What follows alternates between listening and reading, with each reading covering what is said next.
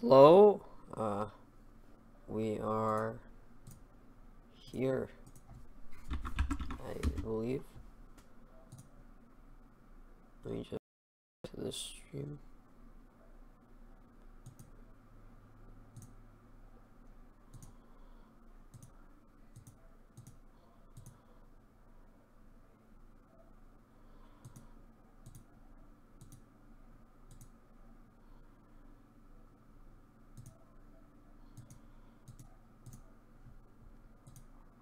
Alright, I think this stream is good now. Alright, so today on stream we are going to be, reading the Communist Manifesto by Karl Marx. Right now I'm just going to my, live stream thing over here. Okay, stream is active. Great, let me just do that so you guys can't see it. Alright, so let's get straight into this. Manifesto of the Communist Party by Karl Marx and Friedrich Engels. A specter is haunting Europe. The specter of communism. All the powers of old Europe have entered into a holy alliance to exorcise this specter. Pope and Tsar, Metternich, French radicals and German police spies. Where is the party in opposition that has not been decried as communistic by its opponents in power? Where is the opposition that has not hurled back the branding reproach of communism against the more advanced opposition parties, as well as against its reactionary adversaries? Two things result from this fact. 1. Communism is already acknowledged by all European powers to be itself a power. It's high time that communists should openly, in the face of the whole world, publish their views, their aims, their tendencies, and meet this nursery tale of the specter of communism with a manifesto of the party itself. To this end, communists of various nationalities have assembled in London and sketched the following manifesto to be published in the French, English, French, German, Italian, Flemish, and Danish languages. The history of all hitherto existing society is the history of class struggles. Freeman and slave, patrician and plebeian, lord and serf, guild master and apprentice, and journeyman.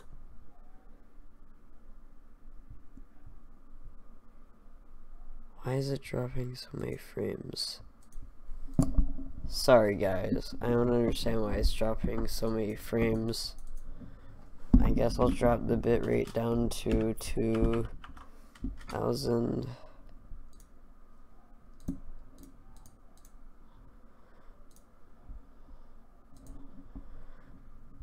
What is happening?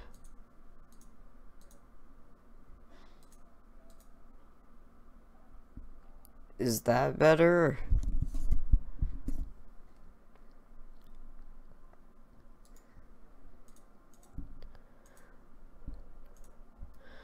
I don't know, guys. But anyway, let's continue. Where were we? Okay. In a word, oppressor and oppressed stood in constant opposition to one another, carried on an uninterrupted, now hidden, now open fight. A fight that each time ended in either revolutionary reconstitution of society at large, or in the common ruin of the contending classes. In the earlier epochs of history, we find almost everywhere a complicated arrangement of society into various orders, a manifold gradation of social rank. Sorry, just sharing the...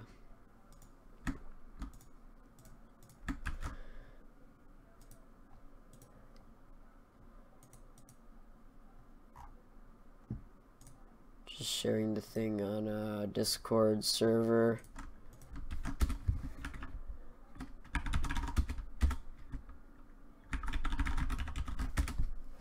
Alright. Alright. In ancient Rome, we have patricians, knights, plebeians, slaves. In the Middle Ages, feudal lords, vassals, guildmasters, journeymen, apprentices, serfs. In almost all of these classes, again, subordinate gradations.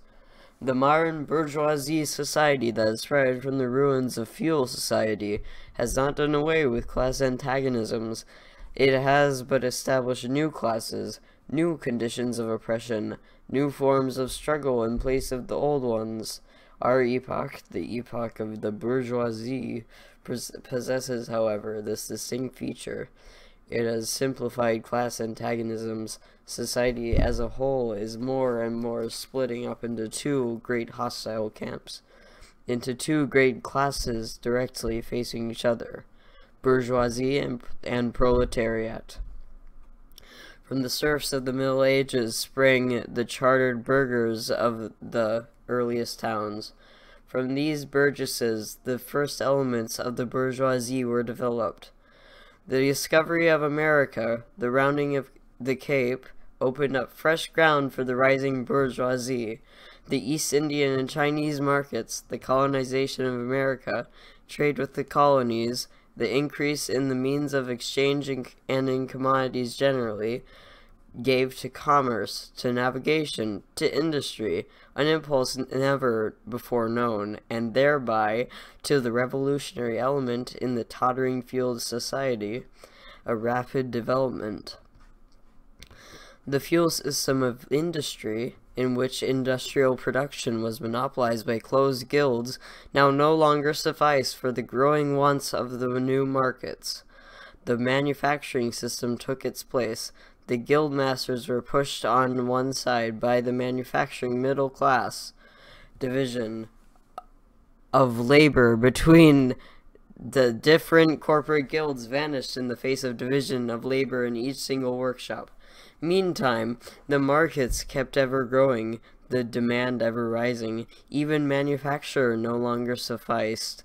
Thereupon, steam and machinery revolutionized industrial production. The place of manufacture was taken by the giant modern industry. The place of the industrial middle class by industrial millionaires, the leaders of the whole industrial armies, the modern bourgeoisie. Modern industry has established the world market for which the discovery of America paved the way. This market has given an immense development to commerce, to navigation, to communication by land. This development has, in its turn, reacted on the extension of industry, and in proportion as industry, commerce, navigation, railways extended, in the same proportion the bourgeoisie developed, increased its capital, and pushed into the background every class handed down from the Middle Ages. We see, therefore, how the modern bourgeoisie is itself the product of a long course of development, of a series of revolutions in the modes of production and of exchange.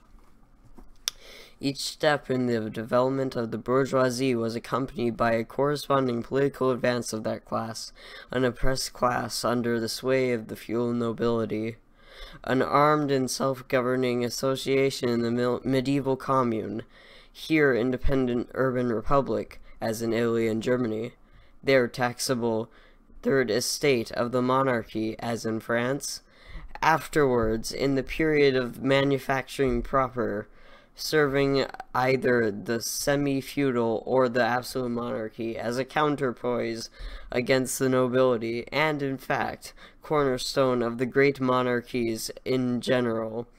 The bourgeoisie has at last, since the establishment of modern industry and of the world market, conquered for itself, in the modern representative state, exclusive political sway.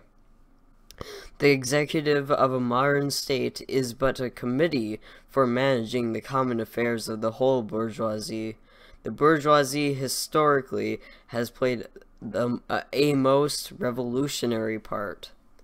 The bourgeoisie, wherever it has got the upper hand, has put an end to all feudal, patriarchal, idyllic relations. It has pitilessly torn asunder the motley feudal ties that bound man to his natural superiors, and has left remaining no other nexus between man and man than naked self-interest, than callous cash payment. It has drowned the most heavenly ecstasies of religious fervor, of chivalrous enthusiasm, of Philistine sentimentalism in the icy water of egotistical calculation.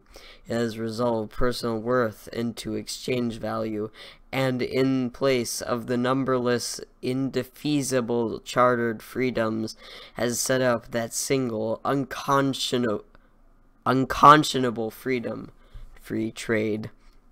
In one word, for exploitation, veiled by religious and political illusions, it has substituted naked, shameless, direct, brutal exploitation. The bourgeoisie has stripped of its halo every occupation hitherto honored and looked up to with reverent awe. It has converted the physician, the lawyer, the priest, the poet, the man of science, into its paid wage laborers. The bourgeoisie has torn away from the family its sentimental veil, and has reduced the family relation into a mere money relation.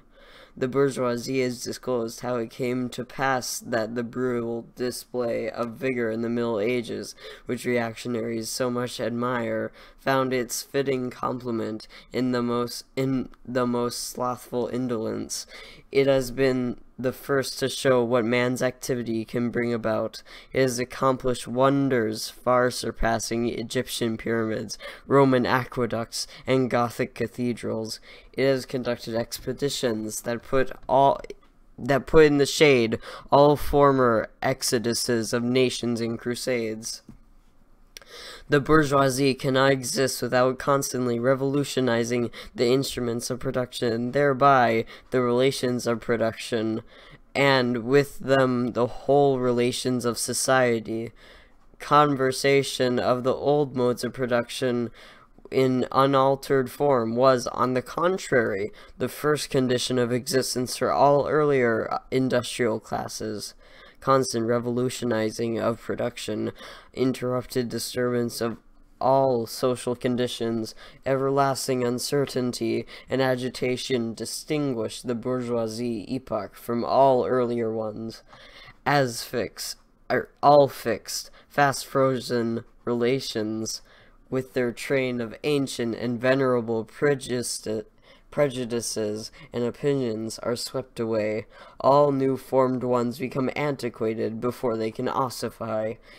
All that is solid melts into air, all that is holy is profaned, and man is at last compelled to face with sober senses his real conditions of life, his relations with his kind. The need of a constantly expanding market for its products chases the bourgeoisie over the entire surface of the globe. It must nestle everywhere, settle everywhere, establish connections everywhere. The bourgeoisie has, through its exploitation of the world market, given a cosmopolitan character to production and consumption in every country, to the great chagrin of reactionists. It has drawn from under the feet of industry the national ground on which it stood. All old established national industries have been destroyed or are daily being destroyed. They are dislodged by new industries, whose introduction becomes a life and death question for all civilized nations, by industries that no longer work up indigenous raw material, but raw material drawn from the remotest zones. Industries whose products are consumed, not only at home, but in every quarter of the globe. in place of the old wants satisfied by the production of the country. We find new wants, requiring for their satisfaction the products of distant lands and climes. In place of the old local and national seclusion and self-sufficiency, we have intercourse in every direction, universal interdependence of nations, and, as in material, so also in intellectual production. The intellectual creations of individual nations become common property. National one-sidedness and narrow-mindedness become more and more impossible, and from the numerous national and local literatures there arises a world literature.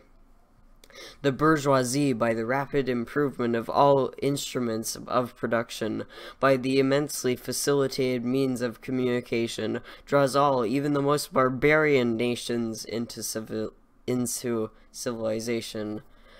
The cheap prices of commodities are heavy artillery, with which it batters down all Chinese walls, with which it forces the barbarians' intensely obstinate hatred of foreigners to capitulate.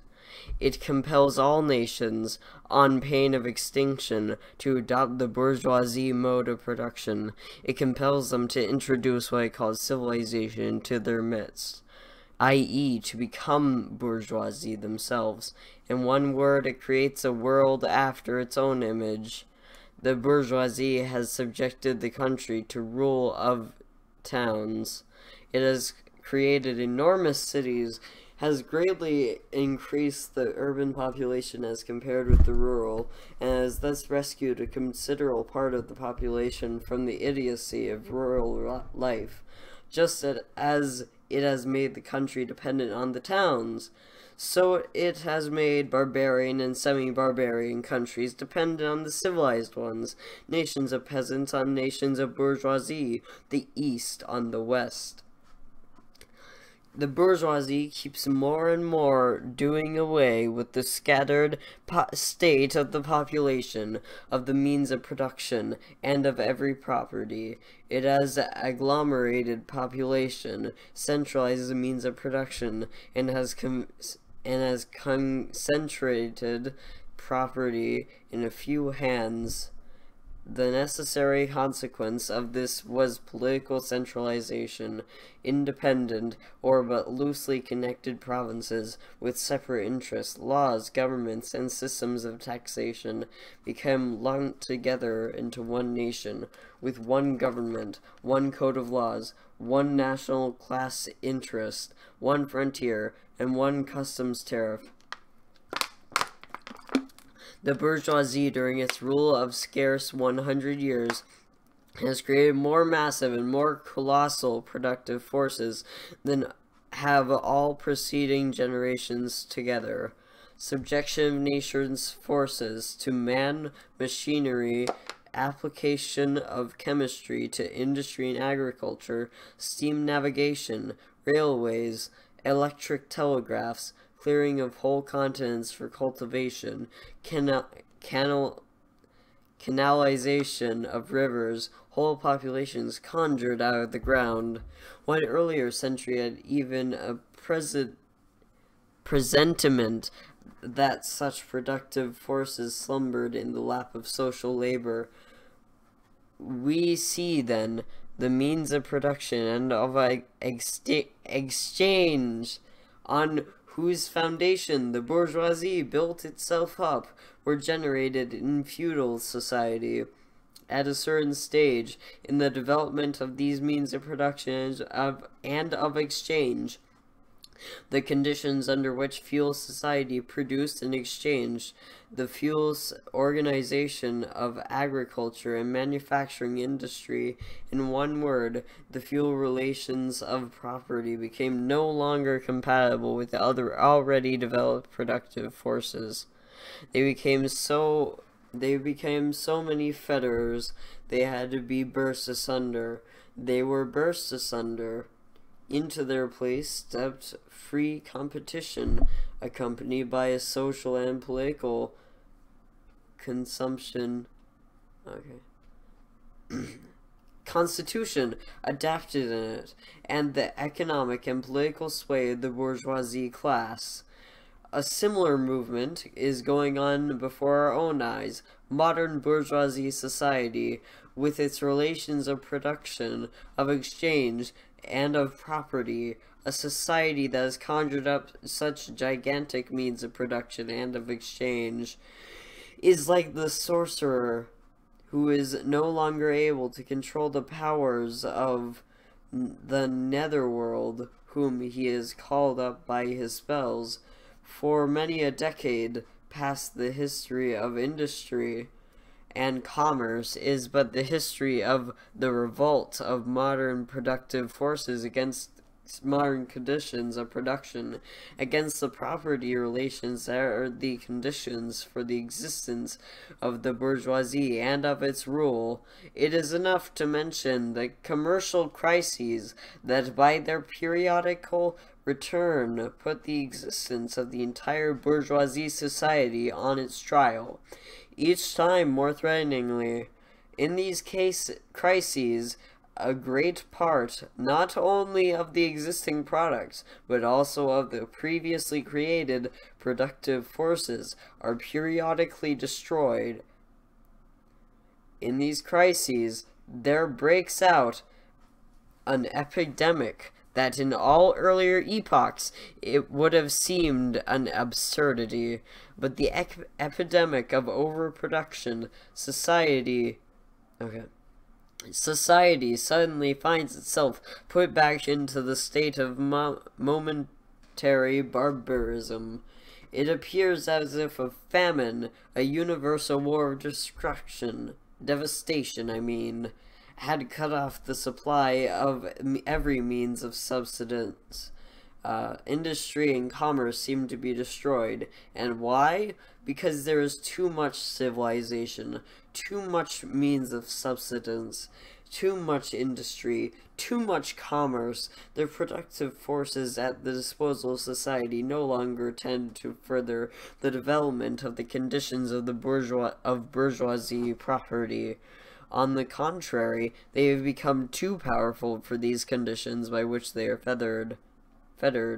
And so soon as they overcome these fetters, they bring disorder to the whole of the bourgeoisie society, and endanger the existence of bourgeoisie property.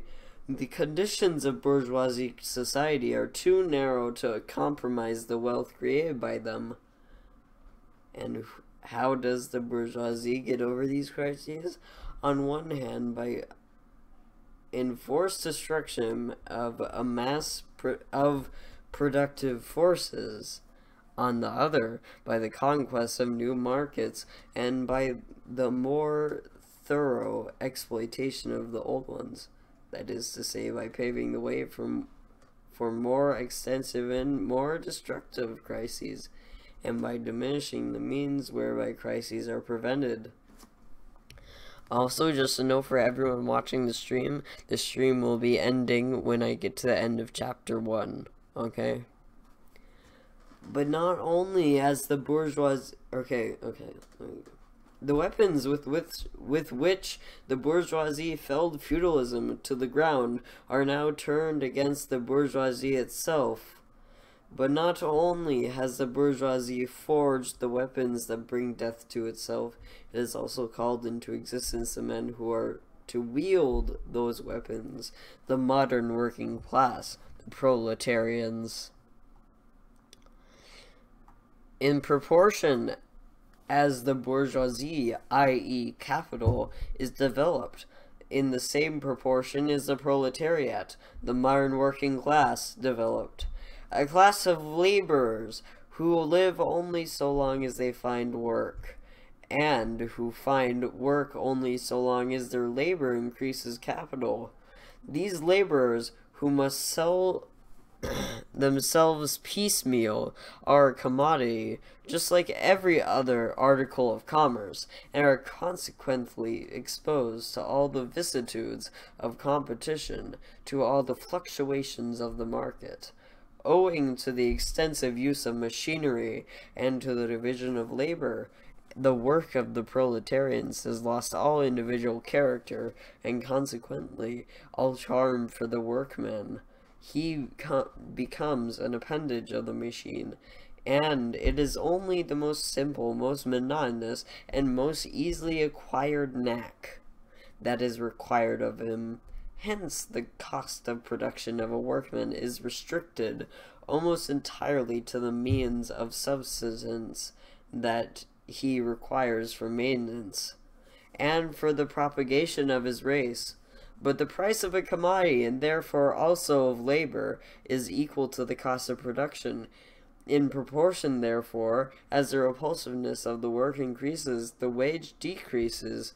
Nay, for in proportion as the use of machinery and division of labor increases, in same proportion the burden of toil also increases, whether by prolongation of the working hours, by the increase of the work exacted in a given time, or by increased speed of machinery, etc. Modern industry has converted the little workshop of the patriarchal master into the great factory of the industrial capitalist. Masses of laborers crowded into the factory are organized like soldiers. As privates of the industrial army, they are placed under the command of a perfect hierarchy of officers and sergeants. Not only are they the slaves of the bourgeoisie class and of the bourgeoisie state, they are daily and hourly enslaved by the machine, by the overlooker, and above all, by the individual bourgeoisie manufacturer himself. The more openly this despotism proclaims gain to be its end and aim, the more petty, the more hateful, and the more embittering it is.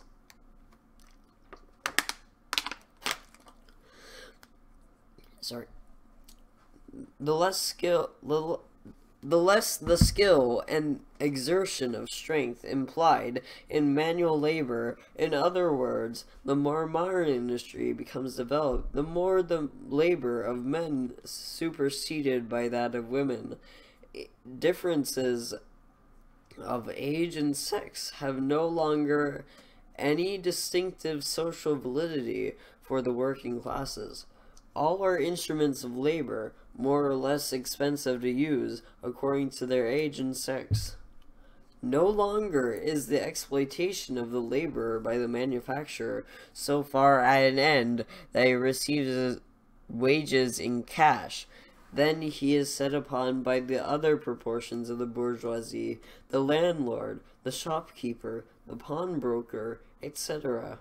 The lower strata of the middle class, the small tradespeople, shopkeepers, and retired tradesmen generally, the handicraftsmen, and the peasants, all these sink gradually into the proletariat, partly because their diminutive capital does not suffice for the scale on which modern industry is carried on, and is swamped in the competition with the large capitalists, partly because their specialized skill is rendered worthless by new methods of production. Thus the proletariat is recruited from all classes of the population. The proletariat goes through various stages of development. With its birth begins its struggle with the bourgeoisie. At first, the contest is carried on by individual laborers, then by the work people of a factory, then by the operative of one trade in one locality, against the individual bourgeoisie who directly exploits them. They direct their attacks not against the bourgeoisie conditions of production, but against the instruments of production themselves. They destroy imported wares that compete with their labor. They smash to pieces machinery. They set factories ablaze. They seek to restore by force the vanished status of the workmen of the Middle Ages. At this stage, the laborers still form an incoherent mass scattered over the whole country and broken up by their mutual competition. If anywhere, They unite to form more compact bodies. This is not yet the consequence of their own active union, but of the union of the bourgeoisie, which class, in order to attain its own political ends, is compelled to set the whole proletariat in motion, and is moreover yet, for a time, able to do so. At this stage, therefore, the proletarians do not fight their enemies, but the enemies of their enemies.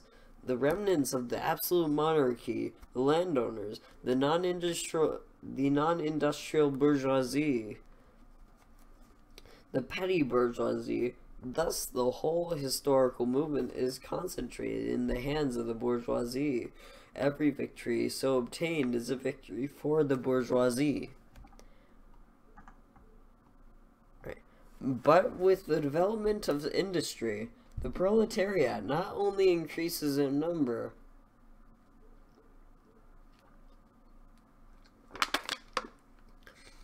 it becomes concentrated in greater masses. Its strength grows, and it feels that strength more.